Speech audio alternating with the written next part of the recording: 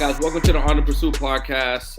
Today I'm sitting with Mark Smith. You know, on this podcast, we like to connect with people that are on the pursuit of their goals, on their dreams, that are making different things happen. Mark is someone that I connected with through Clubhouse, through one of Tim Story's, what would you say, club? That's one of his houses, one of his clubs, right? Yeah, one of his sessions, yeah. Yeah. And then just listening to you when you had an opportunity to share and just kind of just going through it, I was like really naturally gravitating to you for some reason, you know? Okay. So I checked out your Instagram. I learned a little bit more about you while I was paying attention, you know, couldn't really get too deep into it, but something told me to reach out. Something told me to dig a little deeper. And you know, to me, you were someone that I wanted to talk to, someone that seemed very interesting.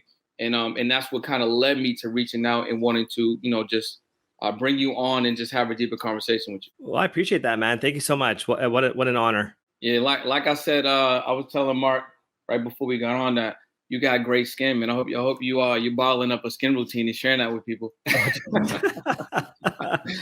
that the lighting or what? What are you doing? It's probably the lighting, and I drink a lot of water. Yeah, I do the same thing. I think a lot of people kind of discount the impact that water can have. And I kind of liken it to when I see people just out walking around, I feel like there's a high percentage of people that are just dehydrated because they're not drinking enough water, you know? So that's really like a secret that I feel like people can really tap into.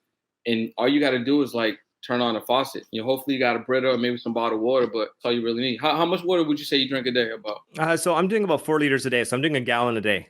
Okay. Yeah. Yeah. So I did 75 hard last year. Yeah. And a gallon of water was one of the requirements. So yeah, I did it too. Actually, it kind of stuck with me, man. I'm kind of still doing it. Good. That's what's meant to be, right? Yeah, like the water. Yeah, exactly. Right. So the water is something that for me, you know, it was hard to do. You know, I had to figure out a process to it because I originally started with multiple bottles. I had multiple bottles, right? Sure. Then I was like, you know what? Let me see. Let me see how if I can do it better. So then I condensed it down to like 2 1.5 liters. Yeah. So that's 3. I think it was like 220 ounces. Then I got everything I needed. Nice. Then I was like, I need to just order like a gallon, right? That's what I did. I just got the gallon. I just pour everything in there now, just take it in one shot. And normally I've been finishing up right around lunchtime. So it's been pretty good. Yeah, it's amazing. I feel the same way when I got my workout in the morning. Most of my water's done for the day already. So I'm not waterboarding myself at 9:00 at night, right? So yeah, I've done that a few times. Oh yeah. So there's a bunch of questions I wanted to ask you, and you know, hopefully you'd be so kind to elaborate on a bunch of things, and we can learn a little bit about your world and what's going on like that. So absolutely. I see the cards behind you, right? And you know, one of the things that you preach is this 7-2 mindset. So can you get into that? Like, can you explain that a little bit to the listeners? Sure, absolutely. What is the 7-2 mindset? Absolutely, I'd love to. You know, so there's really 2 components, and it's funny because yesterday I was on a phone call with Tim Story, and we were talking. We're starting to see this 7-2 movement, and it's really growing. And I didn't realize it was a movement. So basically, I'll break this out. So you got 7-2, and then mindset investor. So the first thing is I'm a mindset investor, and a lot of people will say, "What is a mindset investor?" Well, when we invest in our mindset, that is the only return on investment we have control over. And so, you know, through a series of events in my life, which I'll get into, you know, I got into real estate investing, but I realized real estate investing for me is simply a vehicle. But I had to first work on my mindset. And then I made a bold proclamation that I would invest $1 million into my mindset and personal development. As soon as I did that, that was an internal measure for me. And getting into the smaller rooms, being the dumbest person in a room.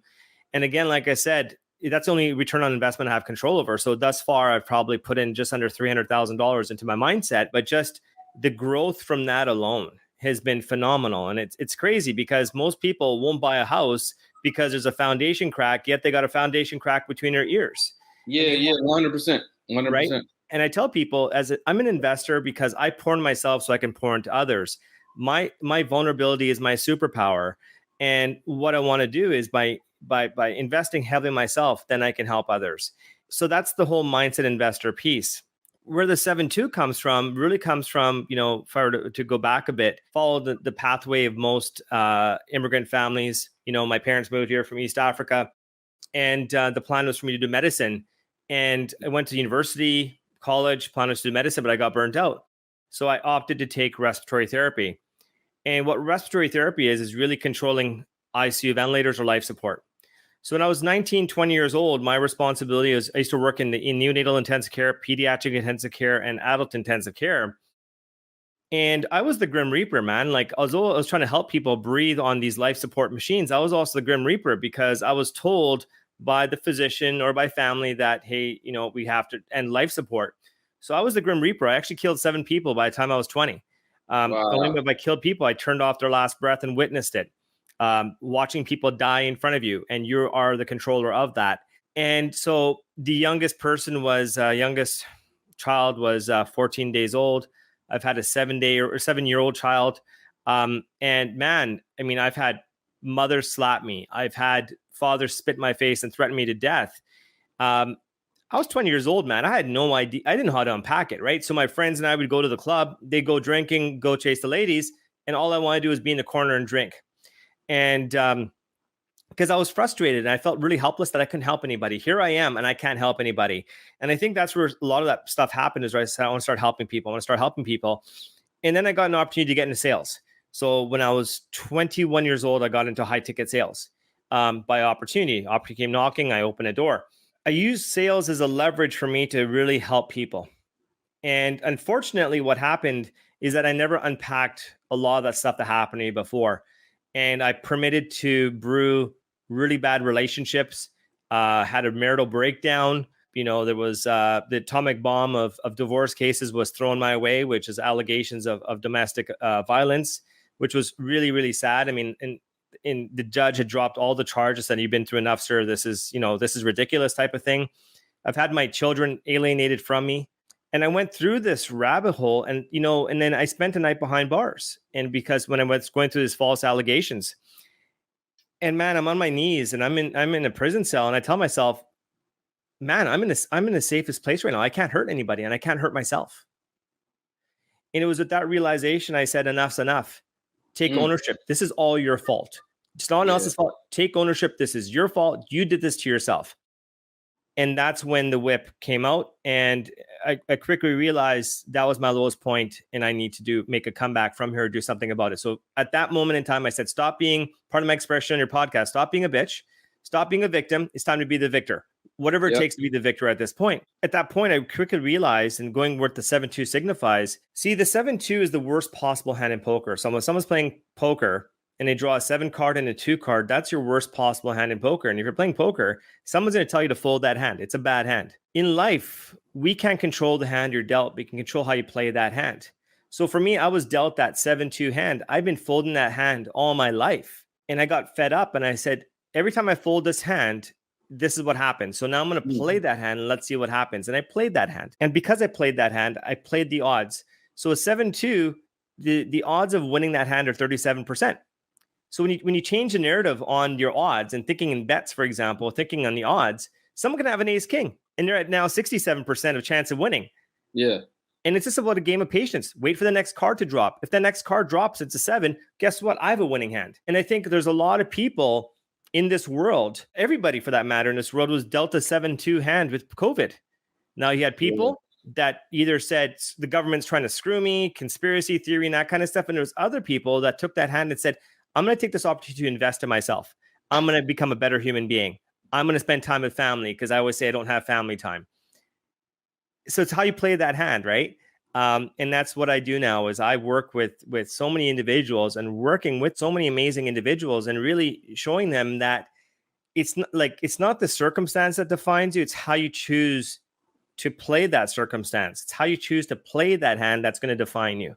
Yeah, I feel you because everybody goes through what would be their 7-2 because your version of that is no better than my version, but obviously it's different. Like I had a rough upbringing as well. I didn't have parents around. I was around drugs and alcohol a lot. My mom passed away when I was young from drugs. My dad was never around. He passed away from AIDS. My grandmother raised me. She passed away from lung cancer. So we all got our stuff. Sure. Right. So like one of the things that I wanted to ask when I was hearing you just share that story. So when you were locked up for that day, how old were you at the time? I was that was actually about 4 years ago, 3.5 years ago, 4 years ago. Okay, so that was recent. Very recent, That yeah. was recent. Absolutely. So what in that moment made you realize that this was like the point where you wanted to change, and then also like where did you get that energy or momentum to then follow through? Because you had mentioned that you kept getting that hand and Mhm. folding it and folding it and folding. So what actually made you want to play it this time? Yeah, that's a great question. So for me, what just came down to is enough's enough. Most people that hit their rock, not most, some people that hit their rock bottom moment, the easy button is just to end it. Go get a Glock, put it between your ears. That's it. That wasn't an option for me.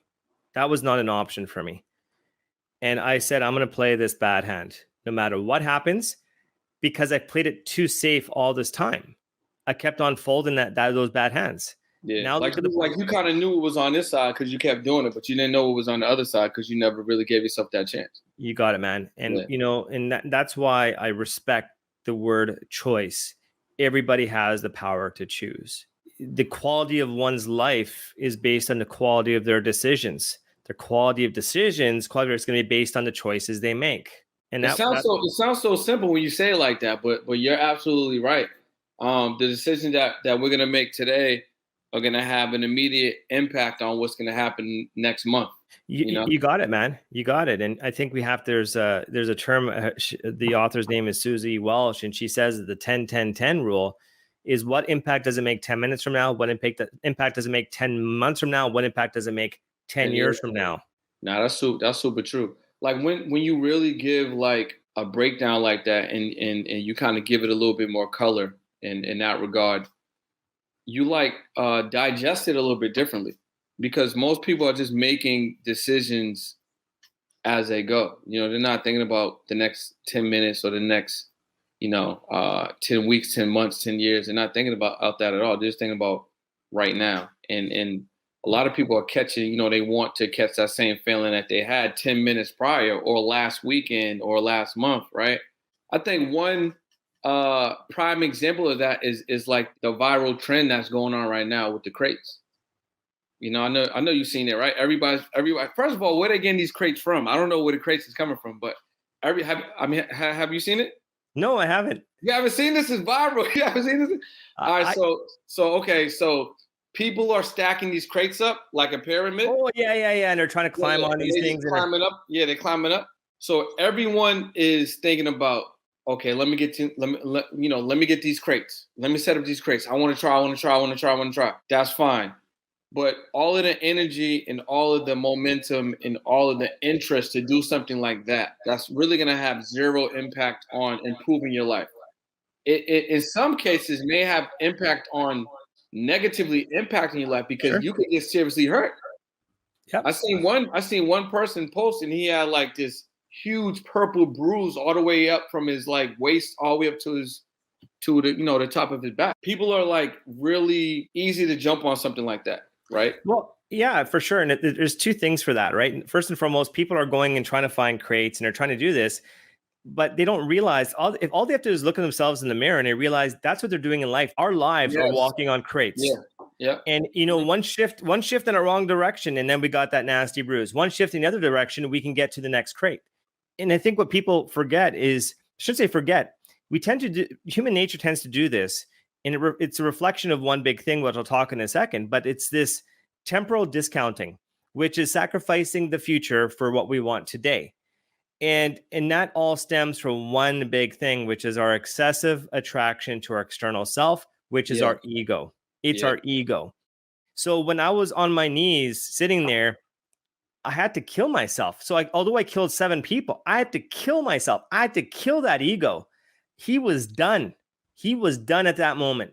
And at that moment, I said, part of my expression, I'm not sure if I could swear on your podcast, but F that, fine. You know what? Yeah. And I'm like, stop searching for who you think you are and instead start creating who you want to become. Who you want to be. Yeah. I stand by the same thing. So you mentioned the ego, right? So back then, it seems like the ego had way more of an impact. It was like navigating your situation, like navigating your life. So now, you like you said, one of your goals is to invest $1 million into investing into your mindset and then obviously into yourself, which I commend. I think that's crazy. Last year, I mean, I invested like 30,000 in my education and just improving myself. And I already put another 12 in this year. Nice. So I'm definitely with you on that. But like, as far as your ego is concerned now, how are you able to manage it and control it? Because it's still there, it's still present. How are you able to keep it in check now where before it was so different for you? So two things so all of us have to go, when we go through this journey, we have to become self-aware. So self-awareness, then it leads to self-acceptance.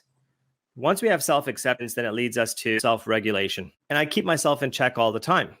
Hence why I get into rooms that I take pride in being the dumbest person in a room. My old self had to be the smartest person in a room. I had to be the one on the stage talking. Now I like to be in the background and listening and observing and taking inventory and then sharing my knowledge. For me, it's about that. And most importantly, like I was a people pleaser. I mean, and I had to please everybody.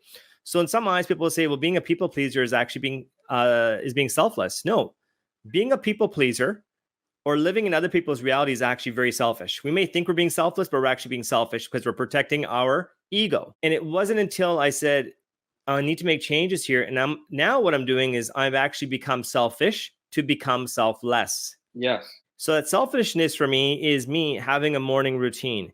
It's me investing heavily in my mindset. It's me going through a purge of my friends and telling them, saying, you know what? It's not me. It is you. You don't fit in where I'm going and so forth. That's it. It's tough. Family, same thing. I tell people, in order to get the life you want, you're going to have to cut out the life you currently have. You can't have one foot in a dock and one foot on a boat. It's either or. What is it going to be? And that's okay. I respect everybody's decision. But this was something I needed to do because I needed to survive. Can you explain? Can you elaborate on that again? The selfishness to be selfless. I think that was very impactful. But if you can give a little detail for the listeners and the viewers, that would be great. Sure. Because a lot of people probably don't understand that concept. No, of course. Yeah, I know. I get it. So being selfish to become selfless. I'll give you an example. Not even me. Look at the Mamba mentality, Kobe Bryant. He was one of the most selfish human beings there was. But he was also the most selfless human beings that ever existed. Look at what he poured into himself. He was at the gym lifting weights at 4:00 in the morning. He was doing all those things. I mean, he would always push and push and push and push. He was very stoic, kept his emotions back, and then he would freedom through constraint, have his time blocks for family. Yeah. Right. He knew what his mission was. He had to be selfish to become selfless. And that's why he's like a legacy in his passing. Michael Jordan, the same thing. And, I tell people this is Tim Grover's book, Winning, talks about this, the dark side of winning. When people win the NBA championship or Stanley Cup, or it doesn't matter what award, you see them holding it and they're crying, they're crying, they're crying. They're not crying because of pride. They're remembering all their sacrifices they had to make. Yeah. They remember all the times they had to say no to people. So that's what I mean about being selfish, to say no to things, not violating your core values, being intentional. If it's in the calendar, don't violate that. Having your morning routines, have your evening routines, all those things. So it's about being, it's like putting a moat around you and protecting yourself. So I'm very, very intentional who I speak to. I'm a social butterfly. I'm an extrovert on steroids. But I've had to now become selfish to protect what I'm building. Yeah, so you're both then. What do they call that? An introvert, that's the extrovert. Omnivert? Probably, yeah. And I've had to force to become that because before, as an extrovert, and there's nothing wrong. An extrovert gets energy from others. An introvert gets energy from within themselves. Mm-hmm. And what I've had to do is I'm now working on creating more energy from within because I'm tapping into my potential. First of all, what you just said right there is so impactful. And I hope people really understand that. Say that one more time. You had to start to tap from within for your energy. You have to tap in because the potential is in all of us. I mean, I don't want to get in a tangent with the spirituality and meta energy and that kind of stuff. But at the end of the day, we're energy forces. Yeah. Right. Like look at the energy that's in our bodies. But energy led me to you, man. I'm be honest. Like there's a lot of people that were on in the clubhouse, like how I even started our podcast. Like I felt I felt led to, reach out to you and see what you had going on and learn more about who you were and get us on this stage so we could share your story. Appreciate that. But that's the energy exchange. I'm pretty sure, people that are listening and you as well, you call somebody or you reach out to somebody and they're like, I just thought about you.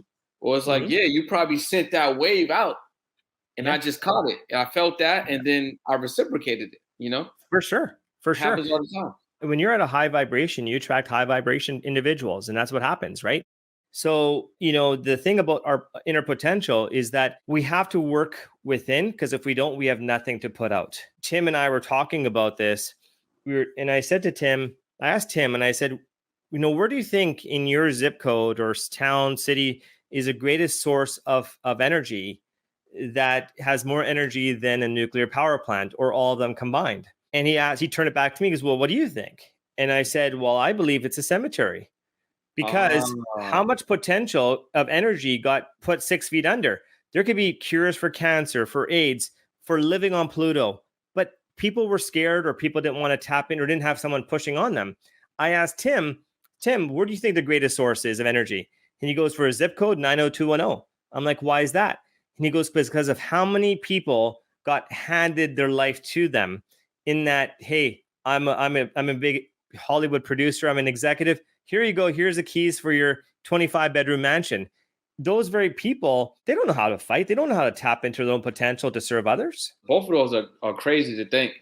I definitely agree with you in terms of a lot of that energy is probably in a cemetery. Like you said, people that just were afraid to step into who they are, afraid to take risks, afraid to get uncomfortable. Yep. Or they were just led by different forces. Like for instance, like my mom, I remember when I was a kid and I was hella young, but my mom would always say, I want to be a writer. She would always say she wants to be a writer and things like that. And, she got addicted to drugs. And I think it was the relationship that she had with my dad that kind of like got her through that direction. At least that's what I feel. There's a movie called The Place Beyond the Pines. It's one of my favorite stories in movies because of the dynamic between the son and the dad. And I really feel like that's kind of like what my experience is. Like he never really met his father, but there's things that the son has just inherently inhabited. That's basically how the dad acts, right? So I'm like, I wonder what I have or how I operate that's very, reminiscent of my dad. To kind of go back on the cemetery thing, there's so much fear that people have, present of why they won't, push forward, or like you said, maybe there's no one present to encourage them or hold them accountable. So they get stuck in that loop, and then time's just up, and then that gift that they were given at birth to share with the world, it never blossoms because they couldn't get out of their own way. Absolutely. And a lot of that fear stems from conditioning. Yes. Conditioning, environmental conditioning. And there's R.J. Eckert talks about this in his book, there's an acronym, which is PTFAR. So PTFAR. So, and PTFAR is basically programming leads to thoughts, thoughts leads to feelings, feelings lead to actions, action lead to results. And the P is the most important part because that's the programming. That's the language in our mindset. That could be changed. It's like a computer can be reprogrammed.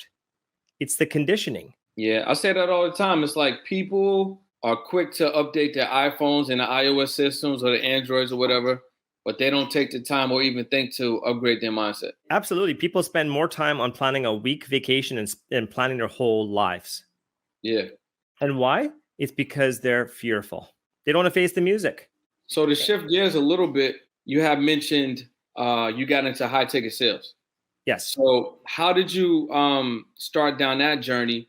And then what's your relationship with sales now? Because from what I see and what I've researched, you seem like you're really crazy about sales. Like sales is definitely important to you, right? So let's talk about that a little bit. I guess we're all salespeople. We're born salespeople. Everybody's a salesperson. And for those listeners that are saying, no, this guy's bullshit, I'm not a salesperson. You're the best salesperson because you just sold yourself on why you're not a salesperson. Right? Sales is communication. So how I got into high ticket sales is again, when I talked about me working in a hospital, all that stuff, and I wanted to make an impact on another side of that. So there was an opportunity that came up in the medical sales side. And interestingly enough, I was actually selling life support machines. Mm. But healthcare is interesting. Healthcare is like the most old-fashioned area when it comes to industry. Like it's almost like you could think of how much technology we use in our phones and our MacBooks and that kind of stuff. Healthcare is still like MS-DOS.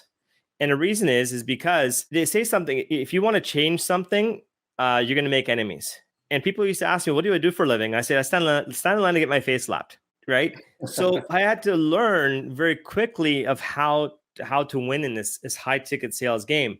Number one is I was young, okay? And number two is I didn't have the experience, but I had the passion, I had the hunger, I had the desire. And three, I'm a colored dude. Yeah. So what's going to happen here? So I really had to go deep and deep and deep and deep. And what I realized is what my skill set is I wasn't investing in the product. I wasn't investing in the service. I was investing in the relationships. And the thing about sales for me, it's not where your quota is. It's not how many you sell. It's how many people you impact and how many people you serve is going to be directly proportional to your compensation. Yeah, 100%. I believe that. And that was my X factor.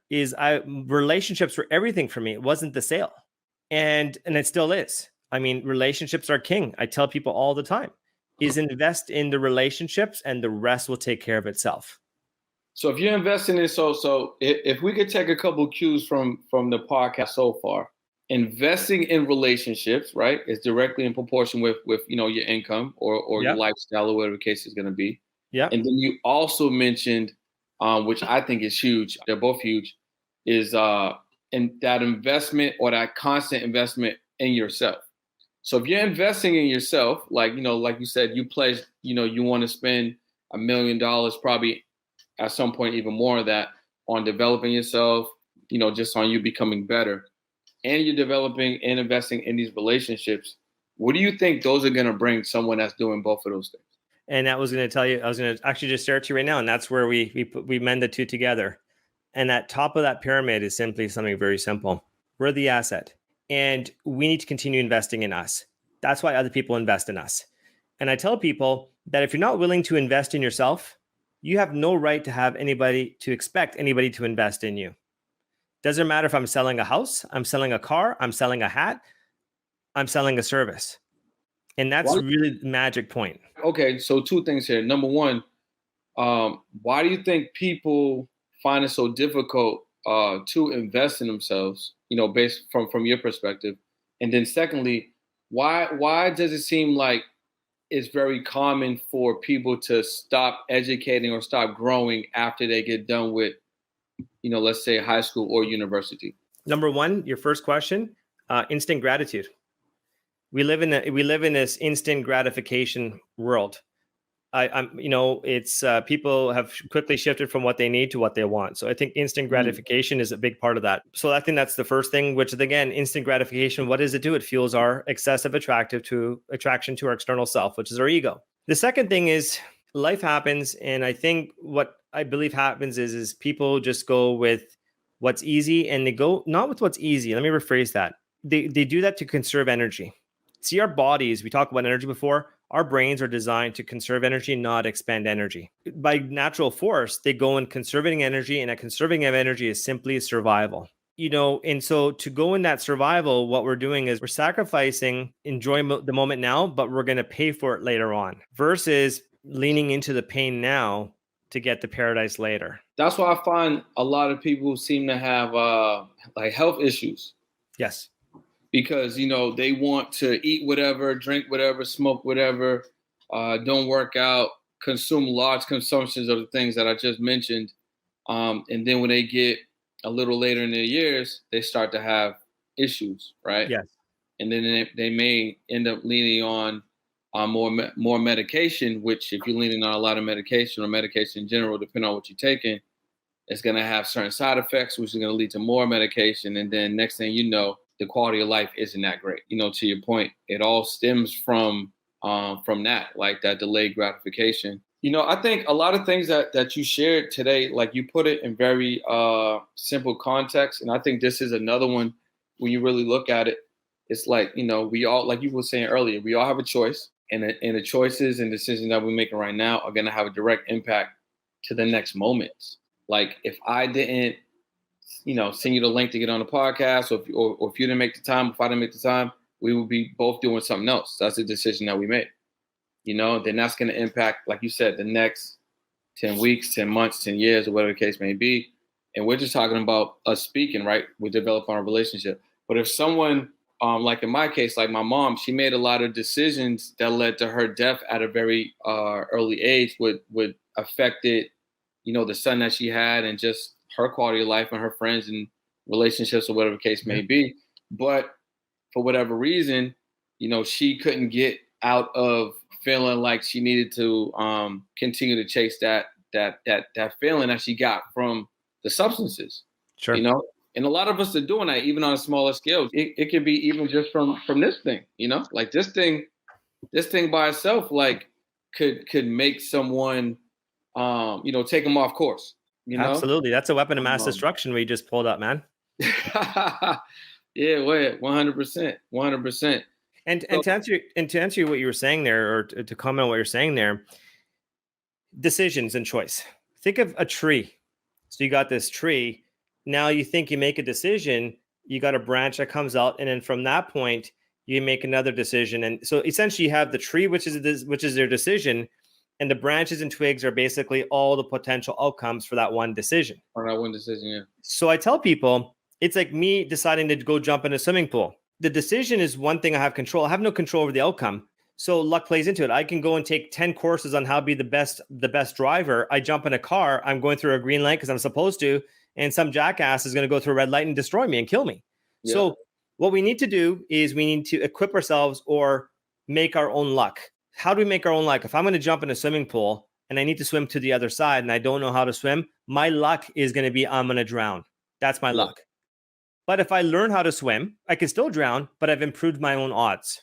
And I think that's what people have to do, is make their own luck, improve their own odds. You don't want to get a heart attack? Anybody can get a heart attack. I mean, how many people are so healthy get a heart attack? But improve your odds.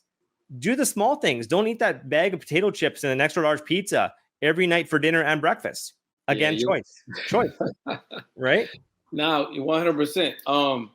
Yeah, I think you're right with that, right? So improving your odds, like you said, anything can happen to anyone at any moment. But if you're doing the things that are going to put you in the best position, like you so eloquently put, improving your odds in every situation, you're going to lessen the opportunity for you to be in a situation, but you're also going to improve your odds of, being successful when you put in various situations, Absolutely. And then that can also have such a positive impact on the lives of other people, because now you're leading from example. I mean, you're coming through prepared, right? And you're a beacon of light because other people can see you, or they can hear your story, or read about you, and then that can inspire the next person to do what you did, or even go a little further, because they can see you as an example. One of the other things I wanted to ask you is marriage. So are you still married right now? No, I'm in another relationship right now. Okay. So I'm still going through this divorce. It's about $200,000 and counting. Yeah, I saw your post on that. Yeah, you know what? And it is what it is. One person, it takes two people that want to get it done. And unfortunately, that's what has to happen. It's been forget about the money, the emotional drain, the collateral damage. It's really horrible. And I would never, ever want my worst enemy to experience what I've had to experience, and what I've had to, I've had post-traumatic stress disorder from it. I've had so many different things from it. But I'm in another relationship, and it's she's been a godsend and really understanding. Well, that's the question I want to ask. How important would you say having the right person with you on your journey as in your life, but then also as an entrepreneur? It's so important, man. Let's say behind every successful entrepreneur is a very supportive partner. We have to take it one level deep, which is the relationship we have with ourselves. And for me, when I was this broken individual, I couldn't look at myself in the mirror, man. Like here I am wearing my $5,000 suits, living the life, bottles Cristal every weekend in these parties. Man, I couldn't even look at myself in my eyes. I couldn't, like, I'd brush my teeth. I'd do my hair really fast. I had no relationship with myself. I didn't trust the person I was looking at. And if you can't trust yourself, you can't expect anybody else to trust you. Just can't do it. So it took me doing a lot of deep work on really loving myself again. You know, Tim Story says it best. And this quotation that he has said is my moral compass, is my North Star, which is God's opinion of you makes man's opinion of you irrelevant. Yes. That's it. For me, that's where I started to love myself, went through that. And then having a partner that also, you know, sees the journey you're going on. Now, it's not easy. I'll be honest. When you go through this journey of spirituality, it could create a gap between you and your partner because they may not be on that same journey. And remember, like I said, you have to become selfish to become selfless. So there's it in itself, it brings other elements or dynamics. And that's why I don't sugarcoat it. I tell people, you want to go down this, remember, there's going to be some stuff that you're going to have to either compromise, give up on. It is what it is. But again, do you want your current life or do you want to the new life? Something has to give. And most importantly, I tell people, and I give people this, is that we all have a choice. And a choice is we can either choose happiness or we can choose contentment, which is seeking the truth. I lived a life where I was chasing happiness, and it was just basically quick boluses of a cheap drug for dopamine. Like quick jolts. That's right. And so I changed that. And I said, no, I mean, some people have said to me, man, you don't smile. Because I'm seeking the truth. How many people out there are smiling and they're like, it's just there. It's a disguise. That was me, man. I had the biggest smile on my face, man. I had to get teeth whitening. I used to smile so much. Right. But inside I was a broken individual because I didn't want anybody else to feel my pain or see my pain because of my ego. All I wanted to hear is that guy has it figured out. Look at the guy's house. He has a 4,000 square foot home. Look how he's living. And where did that take me? The outside validation at that time. Yeah. If there's a listener right now or someone viewing the podcast at the moment, and they're at a place in their life, and they could be someone that you are describing, right? That could be going through some of these things. You know, what are some easy things that someone could do to start, you know, going down a different path? You know, to make that finite decision that, like you said earlier, when you spent that day in jail, enough's enough. I'm not going to keep folding this hand. I'm going to play a new hand. I'm going to play this hand that I have, and I'm going to start to make some changes. But especially when someone has been doing the same thing over and over and over and over and over, how, you know, what are the simplest ways to break the habit? Number one is recognition in that we all have a choice. If we continue down this pattern, it's a pattern. If we continue down this, it's a behavior that we're choosing. It's a thinking that we're choosing. We see this all the time, right? I mean, if I see someone I haven't seen in 3 years and they're living the same life, that means it's the same mindset they've been living. So it takes a lot of work to have that self-reflection, right? For that self-awareness, for self-acceptance, because until we have the self-acceptance, we're not going to accept the regulation that we have to do for ourselves. 2 is get help, get a mentor. You don't need friends. More friends, more problems. You want to lose weight and you're all week, you're eating healthy, you're watching your macronutrients. Your buddies will tell you, hey, you worked out so great this week. Let's go for some beers and pizza. No, man, I'm working out. No. You've earned it. Yeah. Get in a room of allies. An ally is going to tell you, no, you're not. And this is what we're going to do. We're not going to sing Kumbaya by a fire. I'm actually going to hold your feet at the fire. It's time to get uncomfortable, because if we're at that point, we've been living too comfortable and we've created everything around us. We've brought it on. So it's about taking ownership. If we don't take ownership, we're not taking responsibility.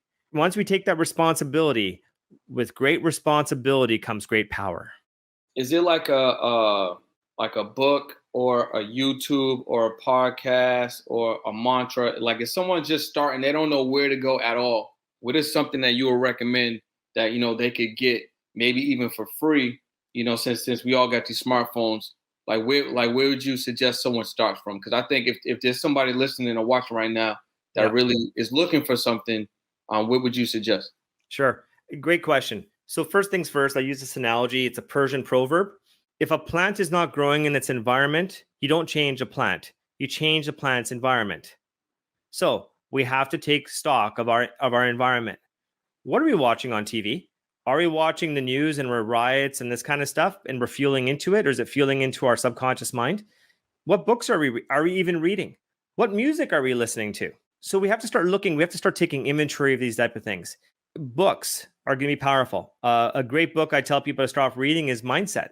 Fixed Mindset versus a Growth Mindset. Carol Dweck is a great book to start looking inwards. The other thing as well is, jumping on podcasts like this one, like having and just listening to this and taking notes from it, joining rooms in Clubhouse that are about positivity. It's about the choices we make, surrounding yourself with like-minded individuals. Tell yourself, I want to be the dumbest person in a room, and start seeking the answer, start seeking the truth. As human beings, we have a tendency of hearing what we want to hear, feeling what we want to feel, and seeing what we want to see. That has to be thrown out. So if anybody's looking for some free, they're there. Look in the mirror, take stock. If someone wants to lose weight, what's the first thing they tell people? Empty out the pantry. Empty your life's pantry. That was major right there. Say that one more time. Yeah, if you want to lose weight, they tell you empty your pantry. So if you want to make change, empty your life's pantry. Empty it. It's okay to be selfish. You have my permission. You have my permission to be great. You have my permission to go to the next level. You have my permission to take that ceiling and turn it into a new floor. If that's what someone needs, they need permission, you got it. But the question is how much are you willing to give up to be fulfilled? Because success without fulfillment is failure. Definitely. Success without fulfillment is failure. This podcast is all about connecting with, entrepreneurs and just people that are on a pursuit, right? That are moving, that are shaking, that are growing. You're definitely someone that is growing tremendously and investing in themselves on the inside and the out. So how are you working with your clients, right? And then what is next for you right now? Like what are your current goals? Our major business is real estate investing. So what we do is we have a real estate investing firm. So we're investors. So we have a fiduciary responsibility to our investors. What we do is we do flips, we do new builds, and we buy apartments. So that's one of our businesses. And so that's one. And then we also have a brand agency. So it's called 72 Media. So essentially what was happening is I was really putting a lot into my social media, and I still do make a heavy investment into my social media. I think I'm spending $120,000 just in my social media. Interestingly enough, someone 2 weeks ago said to me, "You're nuts. You only got X amount of followers on Instagram. You got, X amount of people on YouTube. Who does that?" And I said, "I do it because I'm pouring into others." It just takes one person to say. And so the 72 Media brand is all about humanizing one's brand. Again, I'm a firm believer of one's vulnerabilities are superpower. So those are the different elements of our business. We have a real estate business.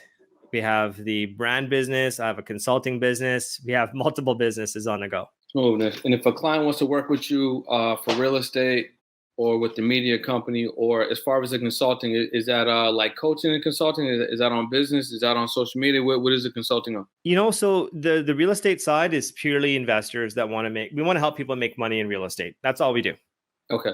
We want to help people make money in real estate. As far as the 72 Media goes, we have a lot of professionals that want to work with us and really build a brand around social media and Clubhouse and all those different elements. And again, we want to humanize our brand. It's not going to be like a cookie cutter approach. A lot of our brand agency stuff, we've actually made a few people cry going through it, because it's like going through therapy, because we want to understand that inner person. So we don't make them cry negatively, but it's like taking a client to therapy, because when we're humanizing a brand, we want to know everything about that person, what they like to eat, what triggers them, what gets them going, what's their why, and so forth.